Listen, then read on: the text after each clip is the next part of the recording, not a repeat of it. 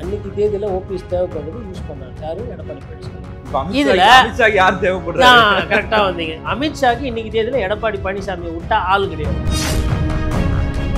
யார் யாரெல்லாம் வந்து டெல்லி போய் ஜியை பார்த்தாங்களோ அவங்கெல்லாம் ஜி பூம்பானா காண போயிடுவாங்கல்ல. அப்புறம் ஏன் சார் டெல்லி போறாரு?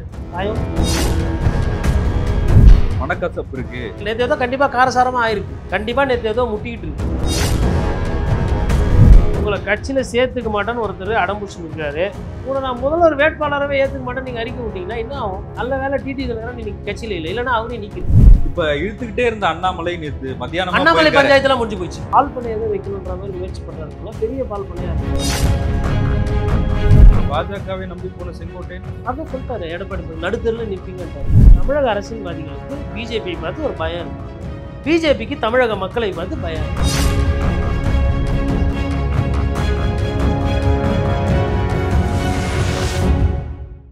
சவுத் பீட் அன்பு உறவுகளுக்கு வணக்கம். நான் ஃபெலிக்ஸ் இன்பஒளி. இந்த நேர்காணலில் நாம் சந்திக்கிருப்பவர் பத்திரிகையாளர் திரு கோட்டீஸ்வரன் அவர்கள்.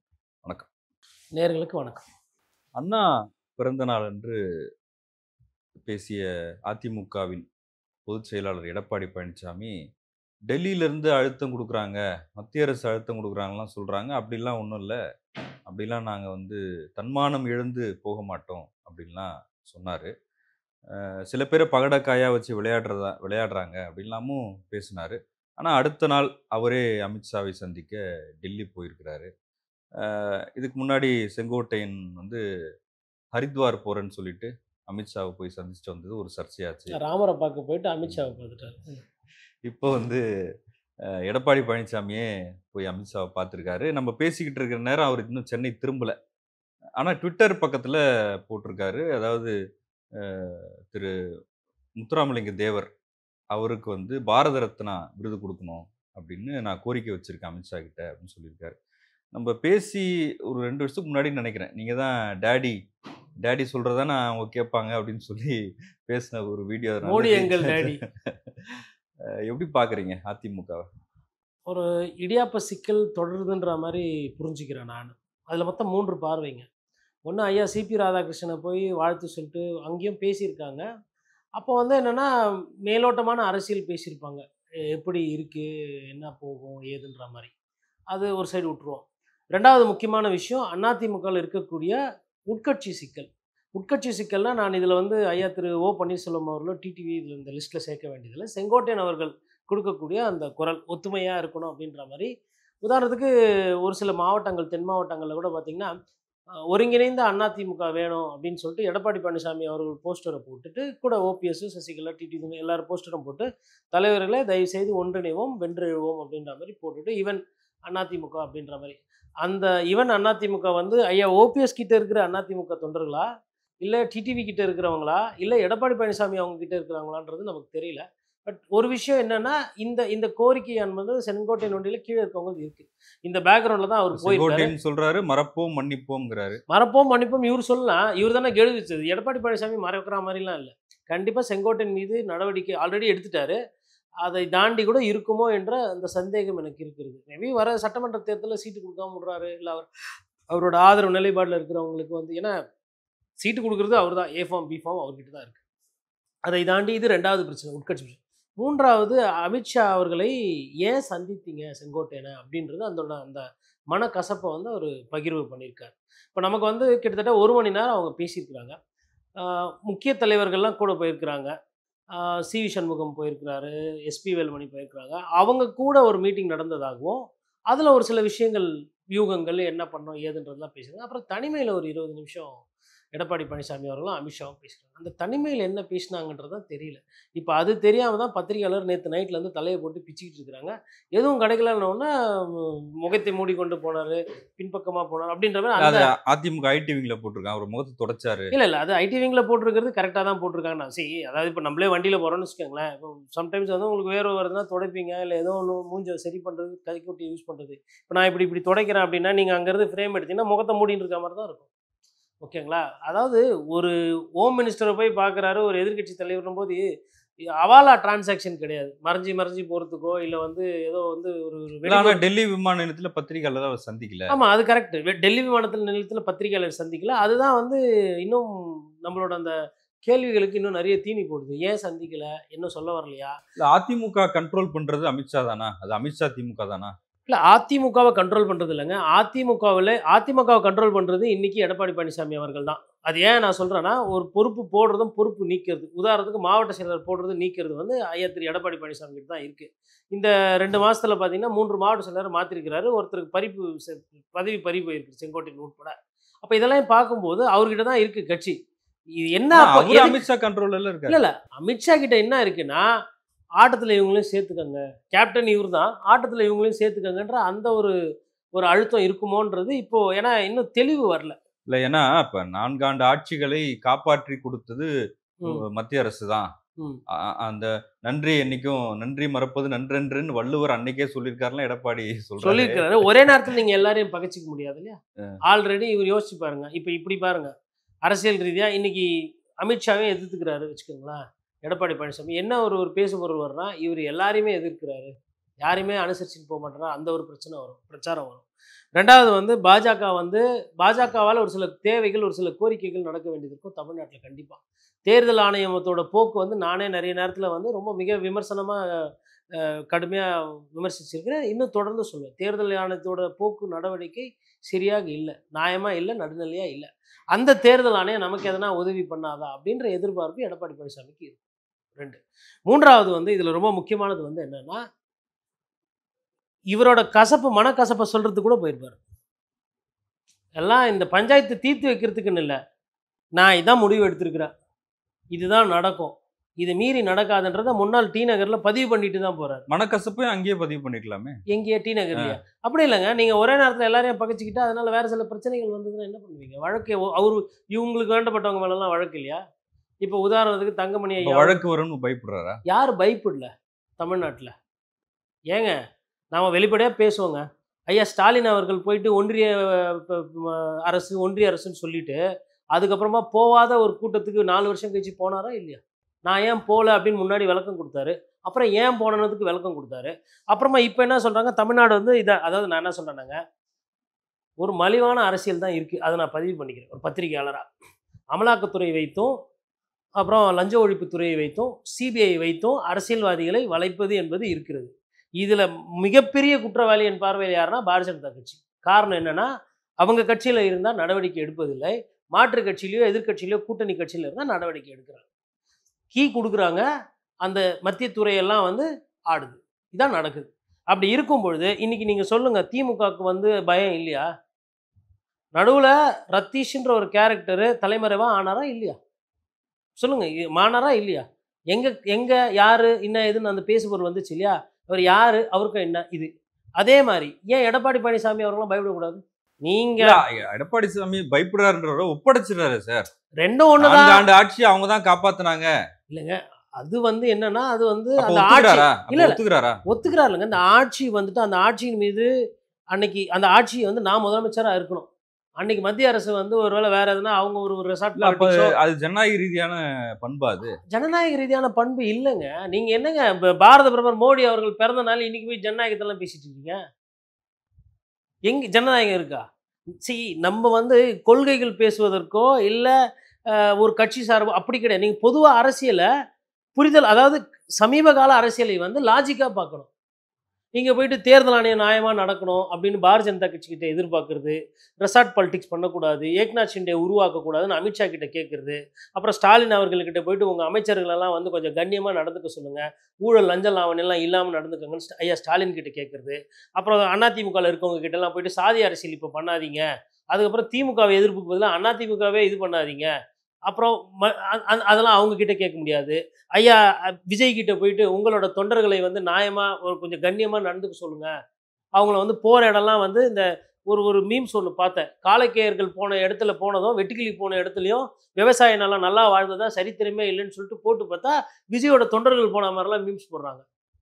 இப்ப அவர்கிட்ட போயிட்டு உங்க தொண்டர்களை நெறிப்படுத்துங்க, வழிப்படுத்துங்க அப்படின்னு சொல்றதும், இதெல்லாம் வந்து சமகாலத்துல இருக்கிற அரசியல். நடக்காத விஷயத்த பேசாதீங்கன்றீங்க. நடக்காத விஷயம் இல்லைங்க. அது வந்து ரொம்ப கஷ்டம். நடக்கவே நடக்காதுன்னு நம்ம சொல்ல முடியாது. என் பார்வைக்கு ஊழல் பண்ணாத அரசியல்வாதியோ, இல்ல ஐயா அறிஞர் அண்ணா வழியில நடக்கிற அரசியல் தலைவரோ, இல்ல ஐயா காமராஜர் மாரி எதுக்கும் ஆசைப்படாத அரசியல்வாதியோ என் கண்ணுக்கு தெரியல. கக்கன் மாதிரி ஜீவா மாதிரி என் கண்ணுக்கு தெரியல. நீங்க அந்த மாதிரி ஒரு அரசியல் முன்வைத்து இவர்கள் நியாயம் தானா, தர்மம் தானா, இது இது முறைதானான்னு கேட்குறீங்க. அதுக்கு அவங்க கிட்டயே பதில் இல்லையா, நான் எப்படி சொல்லுவேன்? நம்ம ஐயா கமல் இல்ல மாதிரி 4 ஆண்டு ஆட்சி காப்பாற்றியது பாஜக தான் அப்படின்னு எடப்பாடி இல்ல சொல்றாரு. 4 ஆண்டு ஆட்சி காப்பாற்றப்பட்டது எடப்பாடி பழனிசாமி அவர்களோட அந்த கூவத்தூர்ல நடந்த விஷயத்துல அவரு அதான் டிடிவி சொல்றாரு. பாஜக எப்படி காப்பாத்தும்? இல்ல 118 எம்எல்ஏ. டிடிவி வந்து அரசியல் காழ்ப்புணர்ச்சிக்காக சொல்றாருங்க. நான் என்ன கேட்குறேன்னா, சட்டமன்ற உறுப்பினர்களுக்கு தேவை இருந்ததுல்ல அன்னைக்கு? நாங்க எதற்கு ஐயா எடப்பாடி பழனிசாமியை என் பேரை சொல்லாதீங்க, கூவத்தூர்ல என் ம். பேரை சொல்லாதீங்க, ம். சொல்லாம இல்ல எம்எல்ஏ கழுத்து வாங்குங்க, ம். இல்லைன்னா போட மாட்டாங்க அப்படின்னு எடப்பாடி பழனிசாமி சொன்னதாக பாருங்க, டிடிவி சொல்றாரு. உழைச்சது யாரு, யாரு பணம் செலவு பண்ணது, யாரு எல்லாத்தையும் வந்து பிரச்சனை எல்லாம் எடுத்துன்னு போனது தான் பார்க்கணும். அன்னைக்கு சில பல கோடிகள். எடப்பாடி ஆட்சிக்கு ஆதரவாக ஓட்டு போட்ட 18 எம்எல்ஏக்கள் சரி, அவங்க மேல நடவடிக்கை எடுத்தது யாரு? 118ல 18 தான் உங்ககிட்ட. அப்ப 18 வச்சுக்கிட்டு இவ்வளவு சத்தம் போடுறீங்களே, 100 வச்சுன்னு இருக்கிறவங்க எவ்வளவு சத்தம் போடணும்? ஏங்க செலவுக்கு அந்த பயந்துகிட்டு 18 இவங்க வச்சு தானே பண்ணல. சார் ஒரு முதலமைச்சர் ஆனாரு. எதுங்க? அந்த 18 சேர்த்து தானே ஒரு ஆமா, முதலமைச்சர் ஆனாரு. அதுக்கப்புறம் அந்த 18 அவங்களே தானே வந்தாங்க. ஓபிஎஸ் அவரே தான் போனாரு, அப்புறம் அவரே தான் வந்தாரு. பிஜேபி சேர்த்து விட்டோம்னா சேர்ந்துக்கினாரு. எடப்பாடி பழனிசாமியா போயிட்டு வாங்க வாங்க வாங்கன்னு கூப்பிட்டுட்டு இருந்தாரு. இவரும் கூப்பிட்டுருப்பாரு, அவங்களும் கூப்பிட்டுருப்பாங்க, இவங்களும் நோக்குனாங்க, அவங்களும் வந்தாச்சு, ஆட்சி போயாச்சு. 4.5 வருஷம் நடந்தது இல்லை. முடிஞ்சதையே திருப்பி திருப்பி தேஞ்சு போன டேப் மாதிரி தானே பேசிட்டு இருக்காரு. மக்கள் அரசியல் எங்கெங்க இருக்கு? எடப்பாடி சொன்னதுக்கு டிடிவி பதில் சொல்றாரு. ஏங்க நான் என்ன கேட்கறேன்னா, இங்க நிறைய பிரச்சனை இருக்கு மக்களுக்கு, ரைட்டுங்களா? நான் என்ன கேட்கறேன்னா, உங்களோட அரசியல் தலைவர்களோட ஆளுமைக்காகவோ உங்களுக்கு பதவி சுகத்துக்காக அதிமுகன்ற ஒரு பெரிய கட்சியை இன்னைக்கு நீங்கெல்லாம் நாசனம் பண்றீங்களா இல்லையா? அதுல குறிப்பா டிடிவி தினகரன் சொந்தமா கட்சி ஆரம்பிச்சாச்சு இல்ல? அந்த கட்சி பேர் என்ன? அம்மா மக்கள் முன்னேற்ற கழகம். குக்கர்ல நின்னுச்சு, அப்புறம் பரிசு போட்டியில நின்னாரு, ரைட்டா? சொந்த கட்சி இருக்குல்ல, அந்த கட்சியை பலப்படுத்திட்டு இல்ல அந்த கட்சிக்கு ஓட்டு சேகரிக்கிறது, அந்த கட்சியை வந்து ஒரு சாதி அமைப்பா பார்க்காம அது பொதுவா அம்மான்ற பேர் இருக்குல்ல, நீங்க நேசிக்கின்ற புரட்சி தலைவி அவர்கள் பேர் இருக்குல்ல, ஊழல்வாதி அது இருக்கு, அதெல்லாம் கலைஞ்சிட்டு நல்ல பேர் அம்மாவுக்கு வரணும் அப்படின்னு ஒரு திட்டம். திமுகவை எதிர்க்கணும், திமுகவோட ஊழல் இல்ல திமுக எதிர்ப்பு வழக்கு, இது எதனா பண்றீங்களா? பொழுதுக்கும் அதிமுக அதிமுக அதிமுக தானே வருது. அம்மா மக்கள் முன்னேற்ற கழகமே வாயில வரதில்லை, அதிமுக தானே வருது. அப்ப இது இது என்ன நிலைப்பாடு? எடப்பாடி பழனிசாமிக்கு இருக்கிற அழுத்தத்தெல்லாம் பத்தி பேசுறோம், அவர் பிரச்சனை எல்லாம் பேசுறோம். இப்ப டிடிவி தினகரன் எந்த பொறுப்புமே அவரு என்டிஏ கூட்டணில இருந்து வெளியே போயிட்டாரு. சரிங்க. எடப்பாடி பழனிசாமி தான் முதலமைச்சரா சரி, இருக்க நான் என்ன முடியாது கேட்கறேன்னா அப்படின்ட்டாரு. இப்போ ஓ பன்னீர்செல்வம் லாஸ்ட் ஒரு 3 வருஷத்துல டிடிவி பத்தி பேசிட்டேன். ஓ பன்னீர்செல்வம் லாஸ்ட் 3 வருஷத்துல மக்களுக்கு உண்டான அரசியல் இல்ல, மக்களுக்கு இது இது செஞ்சாரு, தொண்டர்களுக்கு இது இது செஞ்சாரு, ஒரு மெகா ரத்த தான முகாம் நடத்தினாரு, இல்ல ஒரு விஜய் கூப்பிட்டு மாணவர்களுக்கெல்லாம் வந்து மோதிரம்லாம் போட்டாரு, பரிசெல்லாம் கொடுத்தாரு இல்லையா, நல்லா படிக்கிற மாணவர். அந்த மாதிரி ஓபிஎஸ் ஐயா அதெல்லாம் நிகழ்ச்சி ஒன்று நடத்தினார், மக்களுக்கு வந்து மக்கள் பேசுகிற மாதிரி ஒரு நிகழ்ச்சி நடத்தினார். எதனா சொல்லுங்க. இல்லை பொதுக்கூட்டம் போட்டார், இல்லை பேரணி போனார். இன்னைக்கு ரோட் ஷோ, இன்னைக்கு விஜய் போய் அவர் தான் எனக்கு எந்த டிமாண்ட்ஸும் இல்ல. ஏங்க டிமாண்ட் கட்சி உங்களுக்கு ஒன்றிணைன்னு இல்லாம இருக்காங்க. சொல்லிட்டாருல. நான் என்ன கேட்கறேன்னா, உங்களோட ஆதரவாளர் இருப்பாங்கல்ல. இப்ப இன்னைக்கு இல்ல அதிமுக ஒன்றுபடணும்னு அவன் தொண்டர்கள் விரும்புறாங்களா இல்லையா? தொண்டர்களுக்கு விருப்பம் இருக்குங்க, ரைட்டா? 80% தொண்டர்கள் வந்து எனக்கு எடப்பாடி எந்த பழனிசாமி தேவையும் இல்ல, ஏத்திட்டாங்க. என்ன சேர்த்துங்கன்னு ஓபிஎஸ் சொல்றாரு சார். ஆமா, அதுதான் எடப்பாடி பழனிசாமி பதில் சொல்லிட்டாரு. உழைக்கிறவங்களுக்கு தான் இப்போ பதவி, இது எல்லாமே உழைக்காம வெறும் அரசியல் பண்ணிட்டு வாயிலே வாய் பேச்சு பேசுறவங்களுக்குலாம் ஒன்றும் கிடையாது, நீங்களாம் அப்ப துரோகி. என்ன சார், ஒரு அரசியல் சூழ்ச்சியா நடக்குதாங்க? சூழ்ச்சிலாம் கிடையாதுங்க. இல்ல, இப்ப அவங்க நீங்க அவங்க- சொன்ன மாதிரியே ம், வெளியே போன தர்ம யுத்தம் நடத்தின ஓபிஎஸ் வெளியே போயிட்டாரு. ம், அப்ப டிடிவி ஆதரவா இருந்த எம்எல்ஏக்கள் எடப்பாடிக்கு ஆதரவா இருந்தாங்க. ம். அவங்க 18 பேரும் வெளியே போனாங்க. அப்புறம் ஓபிஎஸ் உள்ள வந்தாரு. இப்ப ஓபிஎஸ் துரோகின்னு எடப்பாடி சொல்றாரு. ஆமா, எப்படி சார் இது? எப்படின்னா அவங்க அவங்க அந்தந்த சூழலுக்கு ஏற்ற மாதிரி அரசியல் பண்ணியிருக்காங்க, ரைட்டுங்களா? இப்போ இது எப்படி உங்களுக்கு நம்ம புரிய வைக்கிறதுனா, அன்னைக்கு தேதியில் ஓபிஎஸ் தேவைப்படுது, யூஸ் பண்ணார் யாரு? எடப்பாடி பழனிசாமி. அன்னைக்கு தேதியில் சசிகலா அவர்களுக்கு எடப்பாடி பழனிசாமி தேவைப்பட்டாங்க, யூஸ் பண்ணாங்க. அன்னைக்கு தேதியில் ஜெயலலிதா அவர்களுக்கு சசிகலா தேவைப்பட்டாங்க, யூஸ் பண்ணாங்க. இப்ப இதுல- அமித்ஷா யார் தேவைப்படுறாரு? கரெக்டாக வந்தீங்க. அமித்ஷாக்கு இன்னைக்கு தேதியில் எடப்பாடி பழனிசாமியை விட்டா ஆள் கிடையாது. ஆனா செங்கோட்டையன் சந்திக்கிறாரு. அதான் கேட்டார்ல, நேற்று போய் கேட்டிருக்காருல. நேற்று ஏதோ கண்டிப்பாக காரசாரமாக ஆயிருக்கு, இல்லைனா இந்த நேரம் வெளில வந்திருக்கும். கண்டிப்பாக நேற்று ஏதோ முட்டிக்கிட்டு இருக்கு. நான் கூட என்ன நினச்சேன்னா, போகும்போது இது ஒரு சில பிரச்சனைகள்லாம் வரும்ன்ட்டு. இது 24 மணி நேரம் ஆகி இன்னும் வெளிப்படையான ஒரு தகவல் வரல. ஏன்னா நேற்று நைட்டு 8 மணின்னு வச்சுக்கோங்களேன், இன்னைக்கு காலைல 12 மணி ஆகிப்போச்சு. இவ்வளோ நேரம் ஆகியும் ஒரு வெளிப்படையான விஷயங்கள் வரலன்னா நேற்று ஏதோ முட்டி இருக்குன்னு அர்த்தம். இல்ல, அதான் முத்துராமலிங்க தேவருக்கு பாரத ரத்னான்னு போட்டிருக்காரு. அது சிறப்பு. ம். அதாவதுங்க ஒரு விஷயம், இந்த இந்த தேவரையாவுக்கு சொன்னார் பாருங்க, இது சொன்னதுல இருந்து தேனி, மதுரை, ராமநாதபுரத்தில் எடப்பாடி பழனிசாமி அவர்கள் மீது பெரிய விமர்சனம் என்பது அந்த கீழே இருப்பாங்க இல்லைங்களா மக்கள், அவங்க நிறைய பேர் வரவேற்று பேசிக்கிட்டு இருக்கிறாங்க. நிறைய இடத்துல கணக்கு எடுத்துக்கிட்டு இருக்கிறாங்க, வீடியோ எடுத்துக்கிட்டு இருக்காங்க, சர்வே எடுத்து, இதெல்லாம் தெரிஞ்சதுனால நான் சொல்கிறேன். அந்த இடத்துல பார்த்தீங்கன்னா சாம்பிள் 100 பேர் பேசுகிறாங்கன்னா அது 60 பேர் வந்து மனப்பூர்வமாக வரவேற்கிறாங்க, 30 பேர் எதிர்க்கிறாங்க, 10 பேர் ஏன் இப்போ இதை செய்கிறீங்கன்னு கேள்வி கேட்குறாங்க.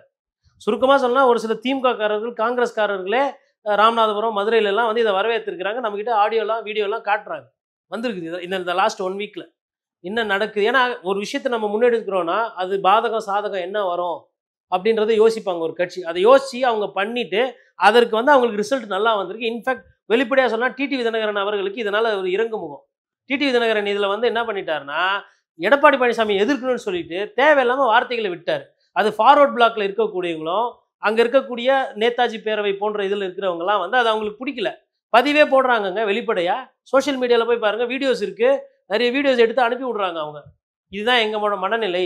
அவங்கள பொறுத்தவரையிலங்க, ஐயா தேவருக்கு பாரத ரத்னா யாருன்னா வாங்கி கொடுங்க, ஜிகே வாசன் கூட வாங்கி கொடுக்கட்டும், இல்லை ஸ்டாலின் அவர்கள் கூட வாங்கி கொடுக்கட்டும், இல்லை ரவியே போயிட்டு ஆளுநரே போயிட்டு ஐயா இது மாதிரி ஒன்று பண்ணால் பிஜேபி வளர்க்கவே முடியாமல் இது நம்மளே பண்ண மாதிரி இருக்கட்டும், நயினாரை வச்சு நம்ம பண்ணலாம் அப்படின்னு கூட இருக்கட்டும், யாருன்னா பண்ணுங்க. யார் பண்ணாலும் எங்களுக்கு இது தேவை. அங்கே 2 கோரிக்கைங்க. ஒன்று தந்தை தந்த தண்ணீர் தந்த தந்தை பென்னிக்குயிக், அவரை அவங்க நேசிக்கிறாங்க, மனப்பூர்வமாக நேசிக்கிறாங்க. அதே மாதிரி தேவர் மீதும் அவங்களுக்கு ரொம்ப ஆழமான ஈடுபாடு, அவர் மீது வந்து ஒரு பெரிய அன்பு இருக்குது. அந்த சதர்ன் டிஸ்ட்ரிக்ட்ஸில் இருக்கக்கூடிய இந்த 2 பேர் இருக்குது. இதற்கு கூட வந்து நீங்கள் ஐயா இமானுவேல் சேகரன் சேர்த்துக்கலாம். அது மாதிரி நிறைய தலைவர்கள் இருக்கிறாங்க. தலைவருக்கு பஞ்சம் கிடையாதுங்க. இப்போ எல்லாம் ஓட்டு கணக்கு தான். ஓட்டு கணக்குன்னு இல்லைங்க, நீங்கள் வந்து முன்னாடியே செஞ்சுருக்கணும் ஒரு ஸ்ட்ராட்டஜி. இப்போ தகுதி இல்லாத ஒரு தலைவனுக்கு நீங்கள் அது மாதிரி கொடுக்க முடியாது. தகுதி இருக்குது. இப்போ அடுத்து வந்து ஐயா காமராஜரை பற்றி கேள்வியும் வரும். அப்போ எங்கள் ஐயா காமராஜர் என்ன குறைச்சலா? ஆனால் என்ன பிரச்சனைனா அவர் காங்கிரஸ்காரராக பார்க்கப்படுவார். பாரதிய ஜனதா கட்சிக்கிட்ட அவ்வளோ நேர்மை நியாயம் நீங்கள் எதிர்பார்த்தீங்கன்னா அது நம்ம மீது தான் தப்பு. காங்கிரஸ் கட்சி நாளைக்கு ஆட்சிக்கு வரும்போது அப்போ ஐயா காமராஜருக்கு என்ன செய்யணும், விருதுநகர் மாவட்டத்திலையோ இல்லை மற்ற மாவட்டத்திலையோ என்னென்ன பண்ணணுமோ அதை அவர் பேரில் வைக்கிறதோ இல்லை அவருக்கும் ஒரு பாரத ரத்னா கேட்குறது 100% தகுதிப்படுத்துவார். அதுலலாம் டவுட்டு கிடையாது. சூழல் அப்போ இதில் என்னன்னா எடப்பாடி பழனிசாமிக்கு ஒரு மனக்கசப்பு இருக்கு. எடப்பாடி பழனிசாமிக்கு கண்டிப்பாக மனக்கசப்பு இருக்குன்னு நான் நினைக்கிறேன். அதே மாதிரி அமித்ஷாவுக்கும் மனக்கசப்பை ஏற்படுத்தியிருப்பார். ஏன்னா அவங்களும் பிஜேபியிலேருந்து ஒன்று தான் சொல்லியிருக்காங்க. இப்போதைக்கு நமக்கு வந்திருக்கிற செய்தி என்னன்னா 2 மூத்த ஊடகவியாளர் அவங்க பேசுகிறத வைத்து தான் நமக்கு ஃபர்ஸ்ட் ஹேண்ட் இன்ஃபர்மேஷன் இன்னும் வரல. எனக்கு கிடைச்ச தகவல் பிரகாரம் சென்னைக்கு காலைல வந்திருக்கணும், ஆனால் அது தாமதமாயிருக்கு. சென்னைக்கு வந்துட்டு சென்னையிலேருந்து சேலத்துக்கு போகிற மாதிரி அவங்க பிளான் பண்ணி வச்சிருக்கிறாரு ஐயா திரு எடப்பாடி பழனிசாமி. அப்படி இல்லைன்னா ஒருவேளை அந்த பிளான் கேன்சல் ஆயிடுச்சுன்னா இங்கே சென்னையில் இருக்கிற வீட்டுக்கு கிரீன்வே சாலை போகிற மாதிரி இருந்தது. இந்த பிளான் ஏ பிளான் பி வச்சுருக்காங்க. ஆனால் இதில் டிலே ஆயிருக்கு. காலையில் பத்திரிகையாளர் அங்கே மைக்கு போட்டிருக்காங்க, பேசலை, தவிர்த்திருக்கிறாரு விமான நிலையத்தில் டெல்லியில். சென்னையிலுமே பத்திரிகையாளர் சந்திப்பு இருக்குமானா சந்தேகம் தான் சொல்லிட்டு களத்தில் இருக்கிற பத்திரிகையாளர்கள் நம்மக்கிட்ட சொல்கிறாங்க. அப்போ இது எல்லாமே சந்தேகம், டவுட்டில் போகுது. அப்போ என்னன்னா கான்க்ரீட்டான ஒரு முடிவு எட்டப்படலையோ அப்படின்ற அந்த சந்தேகம் எனக்கு இருக்குது. இந்த சிக்கல் வந்து இந்த நேரம் முடிஞ்சிருக்கும்னு நான் நினச்சேன், ஆனால் இது முடியல, இது இன்னும் இருக்குது. இப்ப இழுத்துக்கிட்டே இருந்த அண்ணாமலை நேத்து மத்தியானம் அண்ணாமலை பஞ்சாயத்துலாம் முடிஞ்சு போச்சு. அதெல்லாம் அண்ணாமலை பஞ்சாயத்து, அதாவது பாஜக உள்ள பிரச்சனை இருந்தது இல்லை நயினார் நாகேந்திரனுக்கு, அதெல்லாம் சரண்டர் ஆயிட்டாங்க, கையை தூக்கிட்டாங்க. நான் வந்து இந்த டீமுக்கு ஆடுறேன், அந்த டீம் வேணாம், நான் இந்த டீமுக்கு. அண்ணாமலையோட அந்த புது கட்சி அதெல்லாம் புது ஆரம்பிங்களேன் ஏங்க. எதிர்கட்சி ஊரா மூட்டை கட்சியில யாருன்னா போனாவே 1008 பஞ்சாயத்து பண்றாங்க. சொந்த கட்சியில எதனா பண்ணா நீங்க இருக்க வேண்டிய இடம் வேறப்பான்னு சொல்லிட்டு கெஜ்ரிவால் எங்க தங்கி இருந்தாரோ அது மாதிரி பக்கத்துல எங்கன்னா அறை தேடுவாங்க. அப்படி விட்டுருவாங்கன்னு நினைக்கிறீங்களா? எங்களை தவிர்த்து வேற யாரும் 10 காசு எதுவும் பண்ணக்கூடாது. ஆனா பிஎல் சந்தோஷ் வந்து அண்ணாமலை வீட்டுக்கே போய் சமாதானம் பேசுற ஆமா. அளவுக்கு இப்போ நமக்கு பிடிச்ச குழந்தை அழுவுது, வீட்டுக்கு போய் நீங்க குட்வேர்ட்ஸ் இது செரலாக்கு இதெல்லாம் ஹார்லிக்ஸ்லாம் வாங்கி போய் பார்க்க மாட்டீங்களா? குழந்தை கோவத்தில் ஏதோ பண்ணிச்சு, ஆனால் நம்ம வலிக்குது. சரிங்க, இது மிகப்பெரிய மனக்கசப்பு யாருக்கு கொடுக்கணும்? ஐயா சந்தோஷிக்கு தான். ஏன்னா அவர் பார்த்து சீராட்டி பாராட்டி வளர்த்த ஒரு குழந்தை. இது எந்திரன் படத்தில் எப்படி ரோபோவை ரஜினி ரெடி பண்ணி அனுப்பி விடுவார், அது போயிட்டு ஒரு நல்லது பண்ணி வரும்னு பார்த்தா அது கட்சியில் சரி ரெட்டு சிப் ஆகி போய் பிரச்சனையாகி அப்புறம் அவரே டிஸ்மேண்டில் யுவர் செல்ஃப் அப்படின்னு ஒரு காட்சி வரும் பார்த்தீங்களா? அந்த காட்சி தான் இது. Please dismantle your self Annamalai, நான் என்ன பண்ணேன், நீங்கள் சொன்னதானே பண்ணேன், பட் சமுதாயம் ஏதுங்களா அப்படின்னு இப்போ மியூசியத்தில் திருப்பி வச்சுருவாங்க. அப்புறம் திருப்பி அதில் கூட பாருங்கள் 2026 2020 வருஷம் போடுவாங்களா, இப்போ 2031 ஃபார் அண்ணாமலை போட்டு வரும் பாருங்கள். நான் சொல்கிறதெல்லாம் நடக்குதா இல்லையா பாருங்கள். இதுக்கு நடுவில் வந்து பிரதமராக வருவார், அவர் வந்து அமைச்சராக வருவார். என்கிட்டே நிறைய பேர் சொன்னாங்க நண்பர்கள், ஏங்க மத்திய அமைச்சர் பதவி வேணான்னு வந்தாருங்க அவர் அப்படின்னு. பதவியில் இருக்கிற ஐயா முருகன் முருகன் ஒரு வார்த்தை தவறுறது இல்லை. எதனா எங்கன்னா ஒரு பிரச்சனை வருதா முருகனாவால்? அவரால் ஓட்டு கூடுது குறையுது இல்லை. இருக்கிற ஓட்டு எதனா மைனஸ் ஆச்சா? அதனால் அந்த பிஜேபி பிரச்சனை இருந்தது இல்லைங்களா? பாஜகவில் இருந்துக்கிட்டு எடப்பாடி பழனிசாமி அவர்களை எதிர்த்து குரல் கொடுக்குறது, என்டிஏலேருந்து சிஎம் ஃபஸ்ட்டு முதலமைச்சர் வரணும், அப்புறம் அது என்டிஏலேருந்து வருதா ரெட்டலையிலேருந்து வருதா, அப்புறம் இவ்வளோ வேலை இருக்குது. இதுக்கு நடுவிலே முன்கூட்டியே அந்த ஸ்பேனர் தூக்கி போட்டோன்னா மேக்னெட் மாதிரி விட்டு அந்த ஸ்பேனர் எடுத்து வச்சுக்கினாங்க. இப்போ நிராயுத பாணி அண்ணாமலை அவர்கள்லாம் வந்து இதுக்கப்புறமா எதனா பண்ணாருன்னா அதிமுகலேருந்து எதிர்வினை வராது, பாஜகலேருந்து எதிர்வினை வரும்.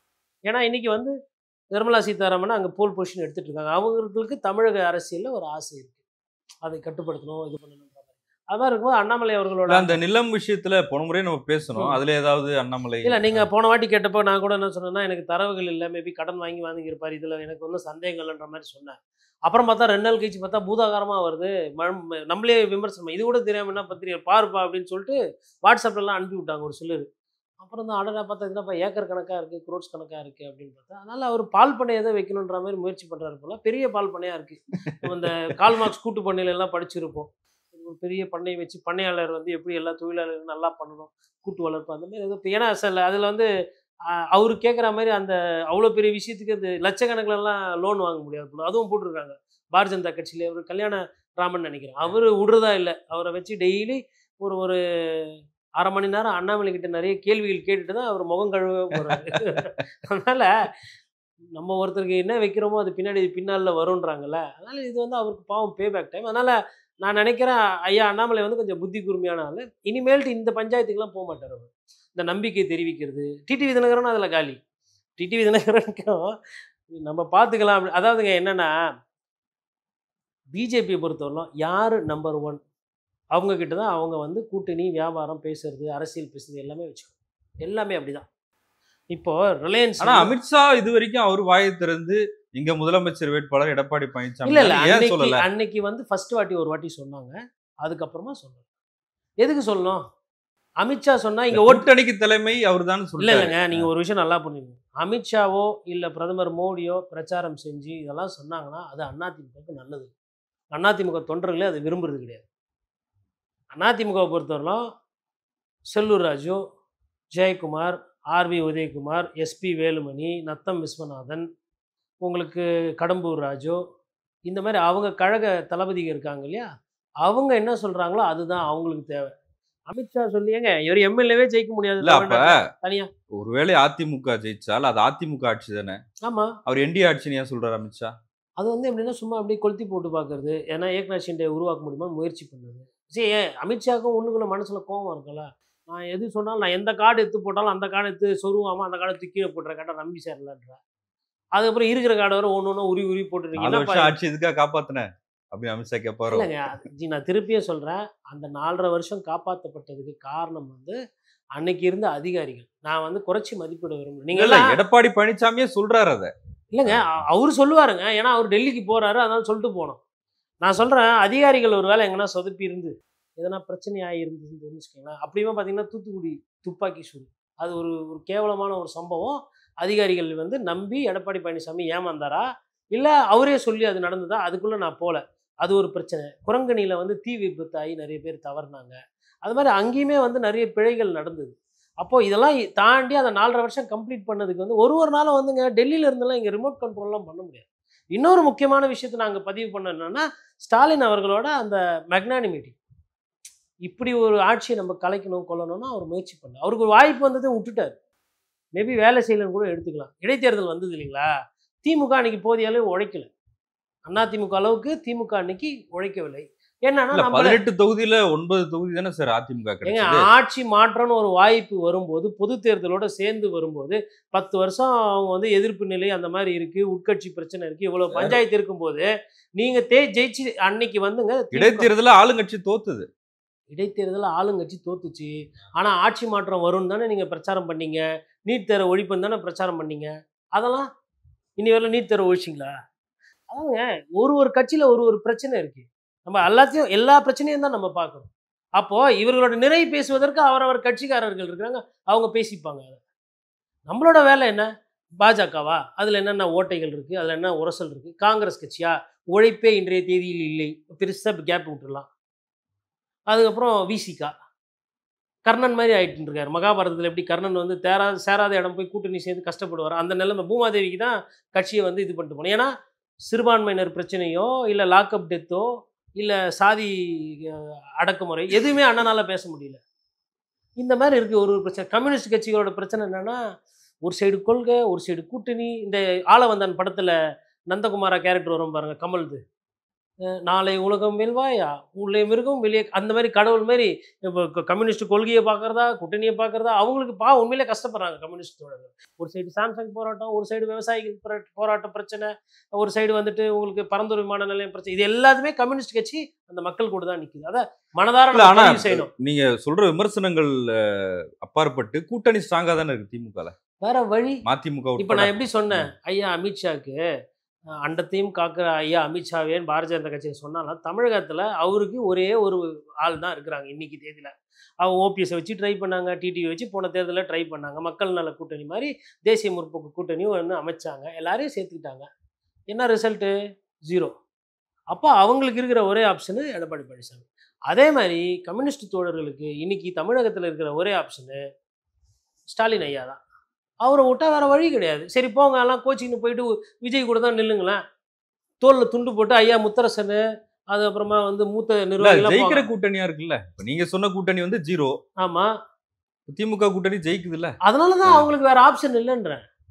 போன வாட்டி 6 சீட்டு கேட்டால் இந்த வாட்டி 5 சீட்டு கொடுக்குறேன்னு பாரு ஐயா ஸ்டாலின். சொல்கிறாரா இல்லையா பாருங்கள். அவர் சொல்ல மாட்டார், ஆனால் அவரோட அந்த கண்ணியம் வந்து குறைஞ்சிடக்கூடாது. அதனால அண்ணன் துருமுருகன் இருக்கார்ல, அப்புறம் டிஆர் பால் இருக்காங்களா, அவங்களெல்லாம் வைத்து சொல்லுவார். என்னங்க போனோன்னா அவங்க ஒரு ரிப்போர்ட் கார்டு வச்சுருப்பாங்க கையில். என்ன கூட்டம் சேர்றதில்ல, ஆள் இல்லை, ஒன்றும் இல்லை.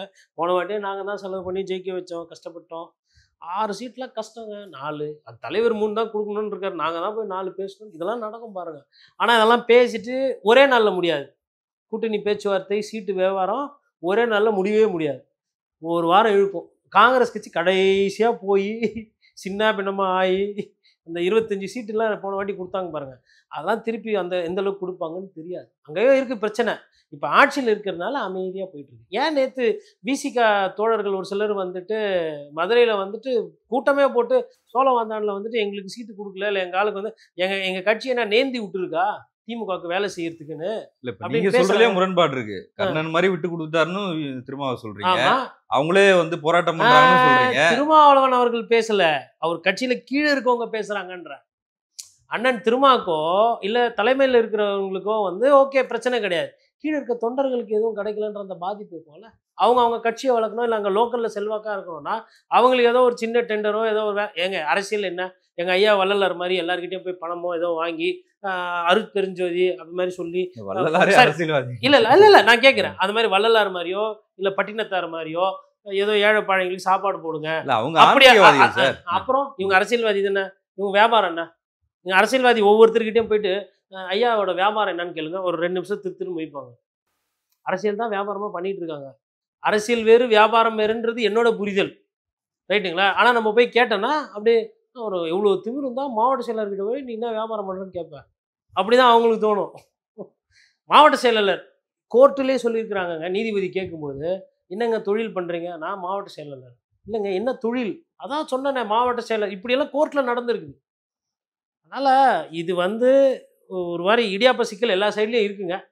நான் அதிமுக பிரச்சனை இப்போ முடியும்னு பார்த்தேன், அது முடிஞ்ச மாதிரி தெரியல. மேபி இவர் எடப்பாடி பழனிசாமி வந்து அவர் என்ன சொல்கிறாருன்றதை வைத்து தான். ஒரு விஷயம், டிடிவி தினகரன், ஓபிஎஸ், சசிகலா அவர்கள் வந்து இப்போவும் சொல்கிறேன், அமித்ஷா என்ன சொன்னாலும் இறுதி முடிவு எடப்பாடி பழனிசாமி எடுக்கிறது தான். முன்னாடியே சொல்லி கேட்கல, இப்போ சொல்லியும் கேட்பாரான்றது நமக்கு தெரியாது. ஆனால் இது வந்து ஒரு சந்தோஷமாக அந்த அளவுக்கு போல இதில் நிறைய சஸ்பென்ஸ் இருக்குது அப்படின்னு எனக்கு இருக்கு. அப்போ பாஜகவை நம்பி போன செங்கோட்டையன் அதான் சொல்லிட்டாரு, எடப்பாடி நடுத்தரில் நிற்பீங்கன்ட்டார்ல. அதான் ஏங்க, பிஜேபியை நம்பி போய் கரை சேர்ந்த ஒரு கில்லாடி தமிழ்நாட்டில் இருக்கிறாருன்னா அது எங்கள் அண்ணன் எல்முருகன் ஒண்டி தான். சொந்த கட்சி, ரைட்டுங்களா? சமீபமாக முந்தைய காலத்தில் ஈலா கணேசன் அவர்கள், அதுக்கப்புறமா வந்து தமிழிசை அவர்கள் கவர்னர் ஆக்குறாங்க, வானதி ஸ்ரீனிவாசன். அந்த கட்சியில் இருக்கிறவங்களுக்கு அவங்க அந்த கட்சிக்கு விசுவாசமாக இருந்தவங்கள கிடச்சிருக்கு. மாற்று கட்சியில் இருந்து யாரெல்லாம் வந்து டெல்லி போய் ஜியை பார்த்தாங்களோ அவங்கெல்லாம் அப்படி ஜி பூம்பானா காண போயிடுவாங்கல்ல தமிழக அரசியல்லேருந்து. அந்த மாதிரி தான் ஆயிருக்கிறாங்க நிறைய பேர். அதனால் ஜி பூம்பாவை நம்பாமல் மக்களை போய் சந்தித்து அறிஞர் அண்ணா வழியில் மக்கள்கிட்ட பேசி ஒரு எழுச்சியை உருவாக்கினா நாளைக்கு எடப்பாடி பழனிசாமியே பார்த்துட்டு ஓகே கூட்டம் பயங்கரமாக சேருது, நமக்கு உண்டான தேர்தல் நம்ம சேர்த்துக்கொண்டு கூட மனம் மாறலாம். அதை விட்டு விட்டு அன்றாடம் கட்சியும் தொடங்கி விட்டு பலாப்பழத்திலும் நின்று விட்டு திருப்பி திருப்பி போயிட்டு அங்கேருந்து கொடுங்க அங்கேருந்து கொடுங்கன்னா அவர் கொடுக்குற நிலையில இல்லை. நீங்கள் இதெல்லாம் பண்ண பண்ண அவர் வந்து இந்த சமீபத்தில் ஒரு படம் வந்ததில் மദ്രാசி படம் கோவப்படுத்தினா இன்னும் கோபமாக ஆகுன்றாங்களா அந்த மாதிரி இருக்கிறாரு ஐயா எடப்பாடி பழனிசாமி. அதனால் நீங்கள் அவரை கோவப்படுத்தாமல் குணமாக மாத்திரை மருந்து கொடுத்து நீங்கள் என்ன பேசுறீங்களோ அது பேசுங்க. அதுதான் நான் இருக்கிறத சொல்கிறேன். அன்றைக்கும் கொடுக்கல, நடுவுலையும் கொடுக்கல, தேர்தல் எத்தனை தேர்தல் வந்தால் ஏங்க சரி 8 தேர்தல் தோல்வி, 9வது தோத்துட்டு போகிறோம் போ, கட்சியை என்கிட்ட ரிட்டர்ன் முடிவு பண்ணிட்டாருன்னா நீங்கள் நினைக்கிற அந்த அரசியல் ஒன்றுமே இல்லை. இதில் அவசரப்பட்டு ஐயா டிடிவி தினகரன் அதிகமாக பேசிட்டார். இதில் பாருங்கள், எதுலையுமே எடப்பாடி பழனிசாமி அவர்கள் வந்து இவங்களை பற்றியோ இவங்களுக்கு உண்டான அரசியல் பற்றி பேசலை. இந்த அரசியலில் அதிகமாக வந்து தேவையில்லாமல் கொஞ்சம் வேகமாக செயல்பட்டு கொஞ்சம் வார்த்தைகளை விட்டு விட்டது டிடிவி தினகரன் மாதிரி தான் நான் பார்க்குறேன். எடப்பாடி பழனிசாமி அவர்கள் எங்கேயுமே வந்து சசிகலாவை பற்றியோ இல்லை டிடிவி தினகரன் ஐயாவை பற்றியோ இல்லை ஐயா ஓபிஎஸ்ஐ பற்றி சமீப காலமாக எதுவுமே பேசலை. இவங்க ஆற்றின வினைக்கு எதிர்வினை ஆற்ற வேண்டிய சூழலுக்கு அவர் தள்ளப்பட்டு தான் அவர் ரியாக்ட் பண்ணுறாரு. அப்போ இவங்க போட்ட அழுத்தம் இருக்குது பாருங்கள், அது வந்து அதை வந்து ஒரு ஸ்ட்ராட்டஜியாக பண்ணியிருக்கணும். இவங்க இப்போது விஜய்க்கு கூட்டம் வந்தது பேசு பொருளாச்சு.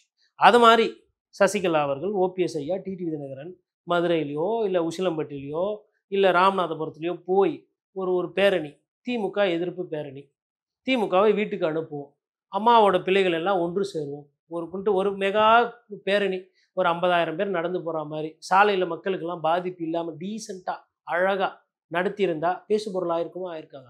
அப்படி ஆக்கப்பூர்வமான அரசியல் எதுவுமே பண்ணாமல் அப்படி ஒரு காட்சி நீங்கள் காட்டினீங்கன்னா ஆட்டோமேட்டிக்காக அமித்ஷாவும் சொல்லுவார், ஏங்க பாருங்கள் இன்டெலிஜென்ஸ் ரிப்போர்ட் பாருங்கள், கூட்டத்தை பாருங்கள்.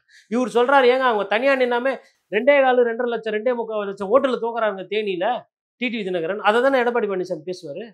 பழைய ரெக்கார்ட்ஸ் வச்சு தானே பேசுவாங்க. இவங்களுக்கு என்ன இருக்குதுன்னு இவங்களெல்லாம் சேர்த்துக்கு சொல்கிறீங்க. அதிமுக 3வது இடமாச்சு அது ரைட்டு, அது ஏன் பிரச்சனை? பிஜேபி எத்தனாவது இடம்? சரி, பெரிய கூட்டணி அமைச்சிங்க. ஏசி சண்முகம் வந்து ஒரு உண்மையை பேசிடுவோம், ஏசி சண்முகம் வந்துட்டு இதே ரெட்டலையில் நின்று தான் ஜெயிச்சிருப்பார்ல. கொஞ்சம் ஓட்டில் தானே இவர் க்ளோஸாக போனார், நம்ம கேப்டன் விஜயகாந்த் அவரோட புதல்வன்னு. கொஞ்சம் ஓட்டில் தானே போச்சு. எதனால்? அதிமுகன்ற கட்சி கூட இருந்தது. அந்த ரிசல்ட்டு கிட்ட கூட க்ளோஸாக வரலையே ஓபிஎஸ் ஐயாவும் டிடிவி தினகரன் அவர்களும். சரி, நீங்கள் பலாப்பழத்தில் நின்னீங்க, ஏன் ஐயா டிடிவி தினகரன் கிட்ட எப்பா நீ எனக்கு தொகுதியை கொடுத்த, சின்னத்தை கொடு, நான் இதில் நிற்கிறேன். அப்போ என்ன பிரச்சனை வந்திருக்கோன்னா, மேபி அப்போ நீங்கள் வந்து அந்த கேஸ் எல்லாம் விட்ரா பண்ணிடுறீங்களா அப்படின்ற அந்த பிரச்சனை வரும். அந்த கேஸை வேறு யாருன்னா ஒருத்தரை விட்டு நீ போட்டு நீ கேஸை வாதாடிங்கப்பா, நான் நிற்கிறேன்னு சொல்லிட்டு ஒரு வேளை ஜெயிச்சிருந்தா இன்னைக்கு நிலைமை வேற இல்லை. சரி, அப்ப இந்த ஒன்றுபட்ட அதிமுக அதெல்லாம் வர்றதுக்கு வாய்ப்பு இல்லை. வாய்ப்பு இருக்கிற மாதிரி இவங்களேங்க போஸ்டர் அடிச்சு ஓட்டுறாங்க, விமர்சனம் பண்றாங்க. ஏங்க உங்களை கட்சியில சேர்த்துக்க மாட்டேன்னு ஒருத்தர் அடம்புடிச்சுன்னு இருக்காரு, உங்களை நான் முதல்வர் வேட்பாளரவே ஏற்றுக்க மாட்டேன்னு நீங்கள் அறிக்கை விட்டீங்கன்னா என்ன ஆகும்? நல்ல வேலை டிடிவி தினகரன் இன்னைக்கு கட்சியில் இல்லை, இல்லைன்னா அவரே நீக்கியிருப்பாரு. அவரோட அதிகாரத்துக்கு உட்பட்டு தான் செயல்படுத்த முடியும். செங்கோட்டையன் லைட்டாக பேசினி டைட்டாக 10 வினாடி 10 நாள் தகவல் கொடுத்ததுக்கு பதவி போச்சு. அது வந்து எடப்பாடி பழனிசாமி அவர்கள் வந்து அந்த தனியாக இருந்து நிர்வாகம் பண்ணக்கூடிய அந்த தன்மைக்கு போய்விட்டார். ஒரு பொதுச் செயலாளர்னா நான் வைப்பது சட்டம், இப்படி தான் கட்சி நடத்தணும், இப்படி தான் அம்மையார் ஜெயலலிதா நடத்தினாங்க, இப்படி தான் நானும் நடத்த போகிறேன், நான் வந்து யோசிக்கலாம் மாட்டேன், வேலை செஞ்சு விசுவாசமாக இருந்தீங்கன்னா பதவி யார் வேணால் பதவிக்கு வரலாம். இன்னொரு விஷயம், அவரோட குடும்பத்திலேருந்து யாருன்னா வெளிப்படையாக வெளியில் வராங்களா எடப்பாடி பழனிசாமி அவர்கள்? இல்லை இல்லைங்களா? தெரியல இல்லை. அப்போ அவர் ஒரு சில விஷயங்கள் வந்து கரெக்டாக தெளிவாக தானே பண்ணின்னு போகிறாரு. குடும்ப அரசியலை எதிர்த்து பேசினா என் குடும்பத்திலேருந்து யாரும் வந்து நேர்முக அரசியலுக்கு வரக்கூடாது அப்படின்ற இந்த நொடி வரலாம் தெளிவாக தானே இருக்காரு. நாளைக்கு என்னன்றது எனக்கு தெரியாது, நான் ஜோசியம் சொல்ல முடியாது. அவரோட வீட்டம்மா எப்படி இருப்பாங்க பார்க்க முடியாது, யாருன்னா தெரியுமா? நம்மளா போயிட்டு அவர்கிட்ட வந்து இப்போது சகோதரி டிடி இருக்கிறாங்க, அவங்கக்கிட்ட போயிட்டு உங்கள் ஃபேமிலியை பற்றி சொல்லுங்கள், காலைல என்ன டிஃபன் சாப்பிடுங்க, வாக்கிங் போனீங்களா, எம்ஜிஆர் படம் தேட்டரில் எப்படி டான்ஸ் ஆடிக்கிட்டே பார்ப்பீங்களா, புல்லட் ஓட்டி, இப்படி மாதிரி கேள்வி கேட்டு நீங்கள் அந்த வீட்டு புகைப்படம் எடுத்துகிட்டு வந்தால் உண்டு. பொது வாழ்க்கையில் அரசியல் வாழ்க்கையில் அவங்க குடும்பத்தில் இருக்கவங்க யாருன்னா வராங்களா? அப்போ என்ன பண்ணணும் ஏது பண்ணணுன்ற அந்த ஒரு தெளிவு இருந்து தானே பண்ணிட்டு இருக்காரு. ஏங்க வழக்காடு மன்றம் போனதெல்லாம் அப்புறம் ஏன் சார் டெல்லி போகிறாரு? பயம் இருக்கும். யாருக்கு இல்லைன்ற நான் அந்த கேள்வி கேட்டேன், அதுக்கு நீங்கள் பதில் சொல்லலை.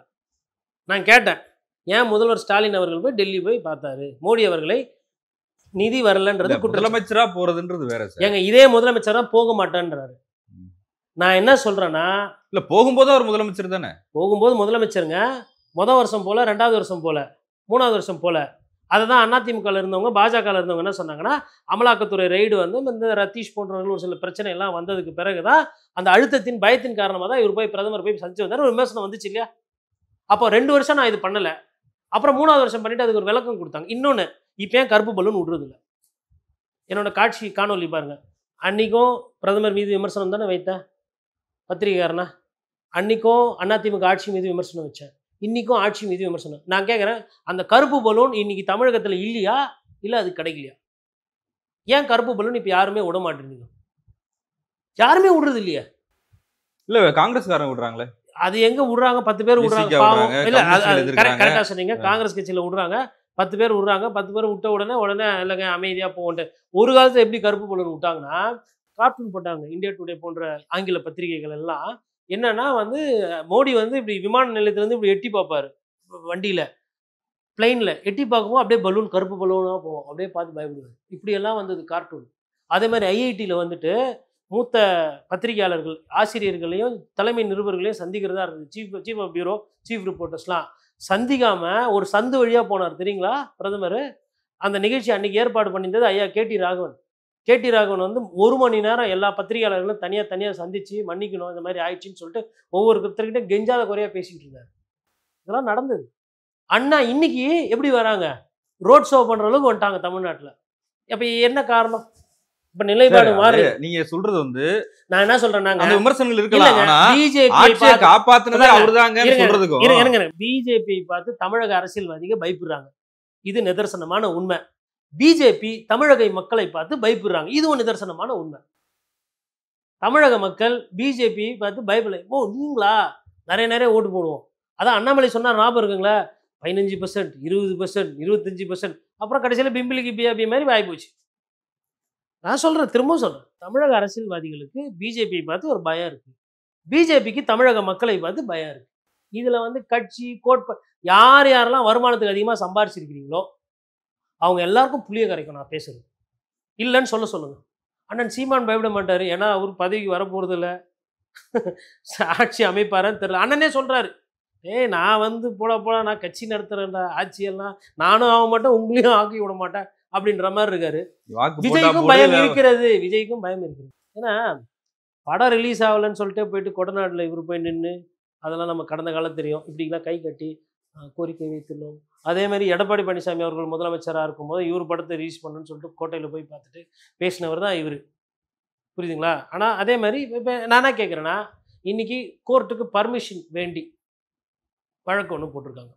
எதனா ஒரு வழக்கு பாஜக தலைவர்கள் மீது, இந்த துறையில் ஊழல், இது ஒதுக்கீடு இருக்குது, நிறைய எடுத்துக்காட்டு இருக்குது. சென்னை போன்ற விமான நிலையங்களில் அதிலலாம் வந்து டெண்டர் கொடுக்குறதெல்லாம் மத்திய அரசு தான் கொடுக்குது. நேஷனல் ஹைவே டெண்டர் கொடுக்குறதெல்லாம் மத்திய அரசு தான் கொடுக்குது. அப்புறம் வந்து இந்த சாகர்மாலா சொல்லிட்டு நம்மளோட போர்ட்டெல்லாம் இருக்குது இல்லைங்களா, கடல்சார் அந்த வியாபாரமாகட்டும் இல்லை துறைமுகங்கள், இது எல்லாமே டெண்டர் வந்து பெருசாக அம்பானி போன்றவர்கள் அதானி போன்றவர்களுக்கு லம்பு தூக்கி கொடுக்குது. இதெல்லாம் வந்து எங்கே பேசினார் இவர்? லைட்டாக பாசிச பிஜேபி அப்படின்னு சொல்லிட்டு லைட்டாக அப்படியே மயிலர்கள் தடி கொடுத்து போகிறாரா இல்லையா விஜய் அவர்கள்? அமித்ஷா மகனுக்கு எவ்வாறு இவ்வளவு பணம் வந்தது, Amit Shah ji, Amit Shah uncle please tell மீன்னு சொல்லுவாரா? இல்ல அவர் சட்டமன்ற தேர்தலை எதிர்நோக்கி போறாரு. சரியா 2024 ஏன் பிரச்சாரம் பண்ணல பிஜேபி எதிர்த்து? நான் தான் சொன்னல, தமிழக மக்களை பார்த்தா பிஜேபி பயப்படும்னு. தமிழக மக்கள்லாம் எதிர்த்து தானே குரல் கொடுத்தாங்க. விஜய் சொல்லிட்டாரு, தாமரை இலையில் தண்ணி ஒட்டாத மாதிரி. தண்ணி ஒட்டாதுன்னா என்ன உங்களுக்குன்னா அங்கே பேச்சு போட்டி எதுனா நடக்குதா? கல்லூரி மாணவர்கள் பள்ளி மாணவர்கள் தாமரையில் மலராது ஏங்க இந்த இந்த இந்த மாதிரி பேசுறது இருக்குல்ல பிஜேபி எதிர்ப்பு, இது இங்கே இருக்கிற மாணவர்களுக்கு பேச்சு போட்டி வைங்க. இதை விட அட்டகாசமாக எழுதி மைக்கு முன்னாடி பேசலைன்னா நான் பதில் சொல்கிறேன். இங்கே இருக்கிற சின்ன குழந்தைகள் அரசியல் பேசுங்க, பார்க்குறாங்கல்ல அவங்க. அதனால நான் சொல்கிறேன், எல்லாருக்கும் பயம் இருக்குது. இவர் தான் பயப்படுறாரு, அவர் தான் இல்லை, மொத்தமாக பயப்படுறீங்க. நான் சொல்கிறேன், இப்போ அவங்களுக்கு என்னன்னா மக்களை நினச்சாதான் எனக்கு பயமாக இருக்குன்னு அவங்க மக்களை பார்த்து பயப்படுறாங்க. அதனால் நீங்கள் என்ன பண்ணுறீங்க, லைட்டாக பிஜேபியை வந்து எதிர்க்கிற மாதிரி கொஞ்சமாக அப்படியே லைட்டாக பேசுறது. தீர்க்கமாலாம் வழக்கு தொடரணும். கோர்ட்டில் போயிட்டு எந்த ஒரு பிரதான கட்சியோ எதிர்கட்சியோ போய் பிஜேபி மேலே இந்த விஷயத்தில் ஊழல் விசாரணை இல்லை, இதில் வந்து இது தப்பு நடந்திருக்கு, டெண்டர் முறைகேடு இருக்குது, ஊழல் இருக்குது, லஞ்சம் லாவண்யம் பண்ணுது மத்திய அரசு, மத்திய துறை அமைச்சர் மீது இதெல்லாம் இருக்குது, அடுக்கடுக்காக வழக்காடு மன்றம் என்னைக்கு நீங்கள் போயிட்டு உங்களை பார்ட்டியின் பர்சனாக போட்டு உங்களுக்கு இருக்குதே வழக்கறிஞர் பிரிவு பெருசாக இன்னைக்கு டிஜிபி பதவியை காப்பாற்றுவதற்கு ஐயா முகுல் ரோஹத்கி வராரு விமானத்தில். ஒரு நாள் ஃபீஸ் லட்சமாக அவங்க இவங்களாம் 10 லட்சம் 15 லட்ச ரூபா ஃபீஸ் வாங்குறவங்க. இது மாதிரி எதனா ஒரு வழக்கறிஞரை வைத்து பாரதிய ஜனதா கட்சியில் இருக்கிற முன்னணி தலைவர்கள் மீது எதனா வழக்கு யாருன்னா பதிவுபட்டிருக்கீங்களா? அதிமுகவில் பதிவு பண்ணிருக்கீங்களா? திமுகவில் பதிவு பண்ணியிருக்கிறீங்களா? இல்லை தமிழக காங்கிரஸில் இருக்கிற தலைவர்கள் ஒரே ஒரு ஆள் ராகுல் காந்தி வண்டி தனியாக கஷ்டப்பட்டு குரல் கொடுத்துட்டுறாரு பாரதிய ஜனதா கட்சியை. யார் பண்ணீங்க? இல்லை விஜய் எதனா பேசுறீங்களா, பண்ணுறீங்களா? இப்போ விஜய் அவர்கள் பேசினா ஒட்டுமொத்த நேஷனல் மீடியாவில் போவோம்ல. பெரம்பலூரில் மக்களே சந்திக்காமல் போயிட்டாரு. அவருக்கு எங்கே இதெல்லாம் நேரம் இருக்கும் போது? அதனால் நான் சொல்கிறேன், இது வந்துங்க ஒரு கட்டமைப்பு. ஏதோ திமுக வந்து எதிர்க்கிற மாதிரி இதெல்லாம் பார்த்துட்டு தானே இருக்கிறோம் நம்ம. அன்னைக்கு தேர்தலில் அந்த தேர்தலில் அன்னைக்கு பேசினது கரெக்டு. இன்னைக்கு தேர்தலில் மௌனியாக இருக்கிறீங்களா, அமைதியாக இருக்கீங்களான்னா இருக்கீங்க. வந்த மோடி வந்தால் எங்கே எய்ம்ஸ்ன்னு கேட்கலாம்ல, பதாகைகள் பிடிச்சி கேட்கலாம்ல. சார் யார் கேட்குறா? காங்கிரஸ்காரங்க கேட்குறாங்க. லைனாக நிற்கிறாங்கங்க. மாவட்டத்திலேருந்து ஒரு செங்கல்லே காமிச்சாரு சார். எப்போ? இப்போ காட்ட சொல்லுங்க. இப்போ தான் கேட்டாரு, முட்டை காமிச்சாரு. அமைச்சரானதுக்கு அப்புறம் முட்டையை காமிச்சாரு சார். நீட்டுன்னு எழுதி முட்டையை காமிச்சாருங்க. இவரை நீட் எங்கப்பா ஒழிச்சுன்னு கேள்வி கேட்காங்களா? அதுக்கு என்ன பதில்? ஏங்க நீட்டு தமிழ்நாடு அரசு ஒழிக்க முடியுமா? அது யாருக்கு தெரியணும்? எனக்கு தெரியும் ஒழிக்க முடியாதுன்னு. பத்திரிகையாரா யாருக்கு தெரியணும்? இதை யார் எழுதி கொடுத்தாங்களோ அவங்களுக்கு தெரிஞ்சிருக்கணும். ஆட்சி மாற்றம் வந்தால் தானே அதை சொல்லியிருக்கணும். மக்களுக்கு அரசியலை புரியப்படுத்துறது தான் அரசியல்வாதியோட வேலை. அந்த வேலையை கூட ஒழுங்காக சொல்லி கொடுக்காம பாதியாக பிட்டாக பேசினா யார் தப்பு? இன்னைக்கு அந்த கேள்வி யார் எதிர்த்து கேட்குறாங்க? நீட்டை ஒழிப்பீங்கன்னு சொன்னீங்களா ஐயா உதயநிதி ஸ்டாலின், ஏன் ஒழிக்கல? ஆட்சிக்கு வந்தவொன்னே ஒழிப்பீங்க. நீங்களா ஆட்சிக்கு வந்துட்டீங்கல்ல? இல்லைங்க, ஆட்சியில் வந்து நாங்கள் ஒண்டியில் அங்கேயும் வரணும், அங்கே ஒண்டியில் அங்கே ராகுல் காந்தி உட்காரணும், ராகுல் காந்தி ஒண்டியில் அப்போ வேணுன்ற ஏங்க காங்கிரஸில் இருக்கிற முன்னணி நிர்வாகிகள் சிதம்பரம் ஐயா உட்பட இவங்கெல்லாம் தான் நாங்கள் அன்றைக்கி நீட்டுக்கு ஆதரவாக செயல்பட்டாங்க. இதெல்லாம் ஏமாத்து வேலை தானே. அதனால சொல்கிறேன். நான் என்ன சொல்கிறேன்னா, நான் வந்து வார்த்தைகளை வந்து கரெக்டாக பயன்படுத்துகிறேன். பாஜகவை கண்டு இங்கே இருக்கிற அரசியல் தலைவர்கள் ஆக்கப்பூர்வமான எதிர் அரசியல் பண்ணுறாங்க அப்படின்னு கேட்டால் போதிய அளவு இல்லை என்பது என்னோட புரிதல், என்னோட பதில். நன்றி சார், உங்கள் நேரத்துக்கு மிக்க நன்றி. நன்றி.